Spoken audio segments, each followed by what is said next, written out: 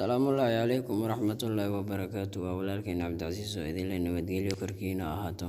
walaal marka hore waxaan kaa codsanayaa inaad subscribe ii saarto sidoo kale ha ilmaamin inaad gambalaalka riixdo si ay kuu soo gaaraan wax walba aan aniga soo geliyo maanta casharkeen wuxuu ku saabsan yahay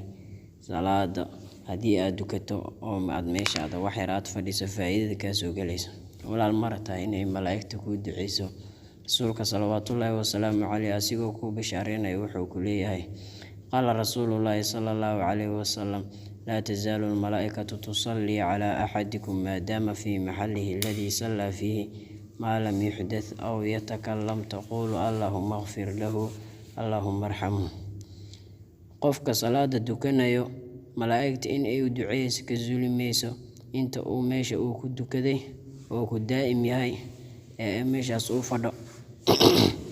إنت أو ميشا صفا هدي أو صن هدلين oo hadal ma la yacni hadii uusan ku hadlin ama uusan wax kale oo ku soo darin malaa'igtu waxay leedahay ilaahayow u naxariiso adoonkaaga ilaahayow adoonkaaga u dambi dhaaf inagoo dhan waa rabnaa in ay malaa'igtu noo duceyso sidoo kale ilaahay inoo dambi dhaafona waa rabnaa ilaahay inoo noo naxariisto waa rabnaa kaliya waxay nooga xiran tahay salaada haddii aad dukano in aan meeshaan ku nagaano weliba anagoonan ku hadlin hadal maa laa yacniya iyo hadallo kale waxyaabo kale oo salaada ka mamnuucana aanan ku soo darin wassalaamu calaykum waraxmatullaahi wabarakaatuh